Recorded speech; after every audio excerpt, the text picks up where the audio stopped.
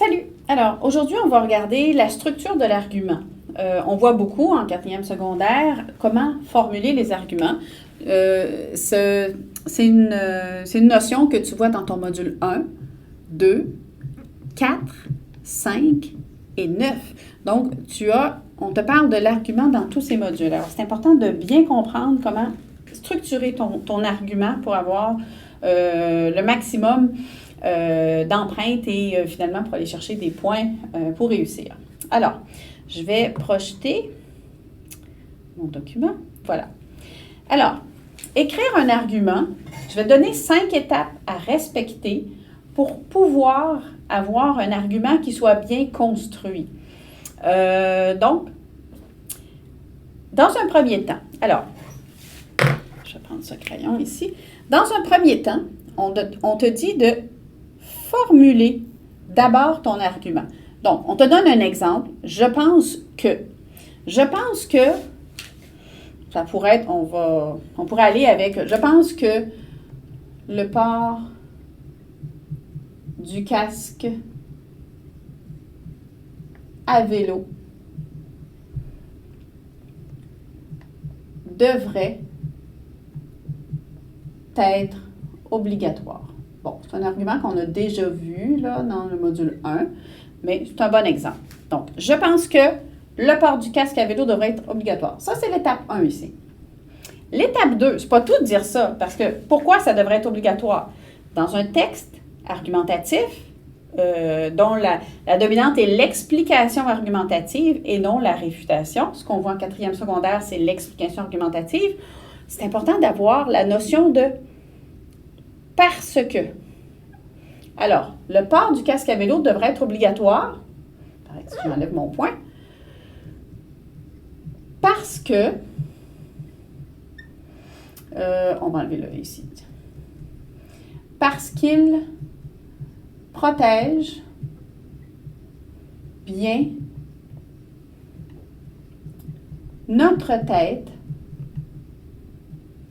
en cas de chute. Donc, j'ai mon parce que ici. D'accord? Alors, parce qu'il protège bien notre tête en cas de chute. Point. Deuxième étape de compléter. L'argument est déjà un peu plus structuré.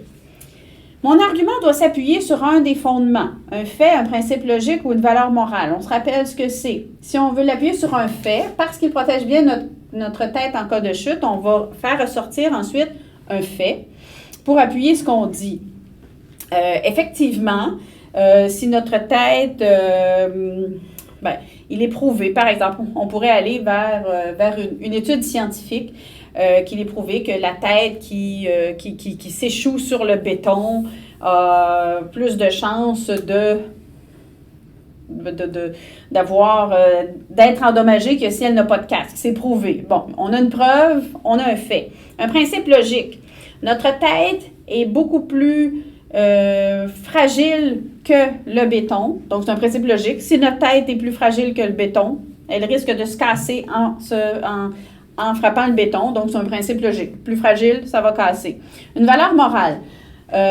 Parce qu'il protège bien notre tête en cas de chute, une valeur morale, tous les gens devraient porter un casque puisqu'on ne peut pas faire porter les accidents de vélo, le poids du coût des accidents de vélo à toute une société, parce que si on fait une chute, on se ramasse à l'hôpital, il y a des coûts qui sont associés à ça. Donc, ce sont des exemples, mais notre argument s'appuie sur un des 3 fondements. Donc, troisième étape, j'appuie mon argument sur un fondement. Mais ce n'est pas tout de l'appuyer sur un fondement. Ensuite, en troisième étape. Donc, ici, on a fait l'étape 1. Ensuite, on a fait l'étape 2. L'étape 2, c'est le qui s'appuie sur un des fondements. Ensuite, l'étape 3. Voilà. Ensuite, j'explique. C'est le temps d'expliquer. C'est pas tout de dire que le port du casque à vélo devrait être obligatoire parce qu'il protège bien notre tête en cas de chute, puis on s'appuie sur un fondement, une étude scientifique, une valeur morale, etc. Il faut aussi expliquer son argument. Et c'est là qu'entrent en jeu les procédés explicatifs qu'on utilise dans les textes à explication argumentative. Donc, si vous vous rappelez, on a la définition. Donc, on peut définir quelque chose. On peut aussi reformuler, donc dépendamment de ce qu'on voit.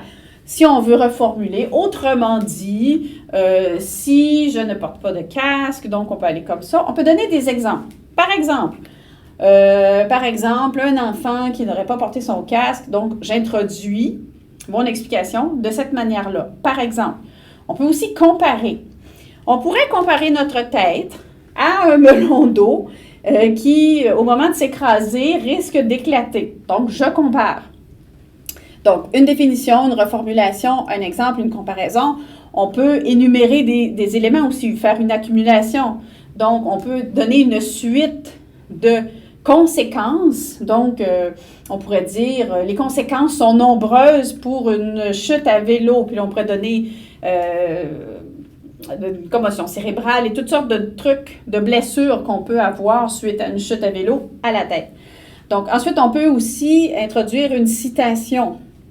Donc, dans les citations, selon tel expert, blabla, etc.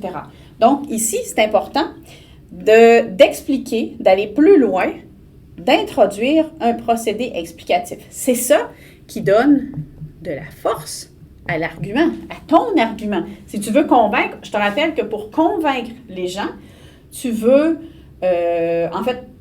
argumenter pour convaincre quelqu'un que c'est toi qui as raison. Mais pour convaincre, tu ne vas pas juste dire parce que faut que tu ailles plus loin, tu dois détailler ton opinion. Et à la fin, donc, on a l'étape 4 ici. Donc, pour soutenir mon argument, je dois appuyer par une preuve. Il faut dire que selon, donc ça ici, ça pourrait être par la citation. Donc, j'introduis une citation selon tel expert, donc que j'introduis, par exemple, entre guillemets. Évidemment, les citations donnent de la force à l'argument.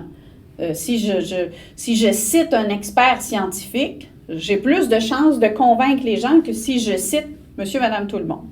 Et au final, quand je veux conclure mon argument, je peux aussi, un peu à l'image d'un clou, quand on enfonce un clou, un argument, ça ressemble à ça.